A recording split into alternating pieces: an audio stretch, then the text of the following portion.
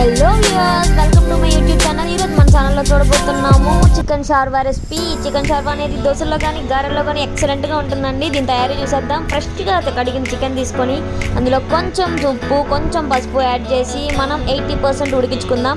అందులో ఉన్న వాటర్ అంతా బయటకు వచ్చేస్తుంది, మంచి జ్యూసీగా అవుతుంది పీస్ కూడా. ఇలా ఉడికించుకొని మనం కర్రీలో యూస్ చేస్తే కర్రీ చాలా బాగుంటుందండి. ఇలా బాగా మిక్స్ చేసుకునేసి ఉడికించుకుందాము.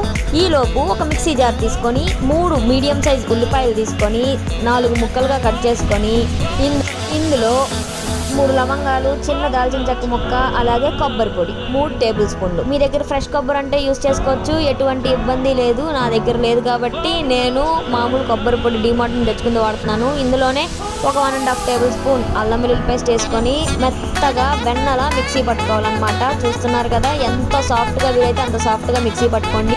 చికెన్ ఒక లుక్ వేసి ఒక బాణీలు తీసుకొని ఆ బాణీ స్టవ్ మీద పెట్టుకొని మంచిగా ఎక్కువ ఆయిల్ వేసుకోండి, కొంచెం ఎక్కువే పడుతుంది. ఇందులో బిర్యానీ దినుసులు అంటే బిర్యానీ ఆకు, లవంగం, దాల్చిన చెక్క, యాలక్కాయ వేసుకొని కొంచెం షాజీరా వేసుకొని ఇందులో ఒక ఉల్లిపాయ, ఇందాక 3 ఉల్లిపాయలు మనం మిక్సీ పట్టుకున్నాం. ఈ ఉల్లిపాయని సన్నగా తరుపుకున్నాము. 2 పెద్ద సైజు పచ్చిమిరపకాయలు చిలుకగా కోసుకొని వేసి మంచిగా గోల్డెన్ బ్రౌన్ కలర్ వచ్చేంత వరకు వేయించుకున్నాము. అలా వేయించుకుంటే టేస్ట్ చాలా బాగుంటుందన్నమాట.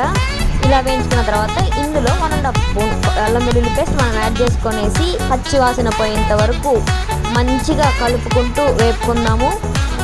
ఇలా వేపుకున్న తర్వాత ఇందులో మనం మిక్సీ పట్టుకున్న ఆ పేస్ట్ అయితే ఏది ఉందో దాన్ని యాడ్ చేసుకుందాము. దీన్ని ఎంత మనం వేపుకోవాలి అంటే అది ఆయిల్ బయటికి వచ్చి మనకి కనిపిస్తూ ఉంటుందన్నమాట. అలా వచ్చేంత వరకు మనం వేపుకోవాలి. అలా వేయించుకున్న తర్వాత మసాలా బాగా వేగింది అని అనుకున్న తర్వాత ఇందులో రుచికి సరిపడా ఉప్పు, కారం మనం యాడ్ చేసుకోవాలి. ఎందుకు రుచికి సరిపడా అన్నానంటే మనం ఆల్రెడీ చికెన్లో సాల్ట్ యాడ్ చేసాం కాబట్టి ఇందులో మనం టేస్ట్కి సరిపోతుంది అన్న విధంగా ఫస్ట్ కొంచెం వేసుకొని చికెన్ కర్రీ ప్రిపేర్ అయ్యాక వేసుకోవడం బెస్ట్. ఇలా వేయించుకున్న తర్వాత మనం ఉడకబెట్టుకున్న చికెన్ ఇందులో యాడ్ చేసుకుందాం. ఆ వాటర్తో సహా యాడ్ చేసేయండి, ఇబ్బంది లేదు. దీన్ని మనం బాగా కలుపుకొని మూత వేసుకొని ఒక 5 నిమిషాలు ఉడికించుకుందాము. అలా ఉడికింది అన్న తర్వాత అంటే 85 to 90% ఉడికిన తర్వాత ఇందులో ఒక మీడియం సైజ్ టమాటా బాగా పండింది తీసుకొని సన్నగా తరుక్కొని యాడ్ చేసుకుందాం. ఇలా యాడ్ చేసుకొని ఆ టమాటో సాఫ్ట్ అయ్యేంత వరకు మనం కలుపుతూ ఉన్నాము.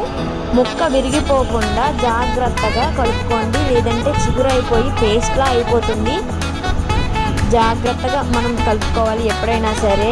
నాన్ వెజ్ ఐటమ్స్ అంటేనే అంతే, ఇది ఒకటే అని కాదు, అన్నీ అదే విధంగా జాగ్రత్తగా కలుపుకోవాలి. ఇలా టొమాటో కూడా సాఫ్ట్ అయ్యింది అన్నప్పుడు ఒక 2 టేబుల్ స్పూన్స్ మనం గరం మసాలా యాడ్ చేసుకుందాము.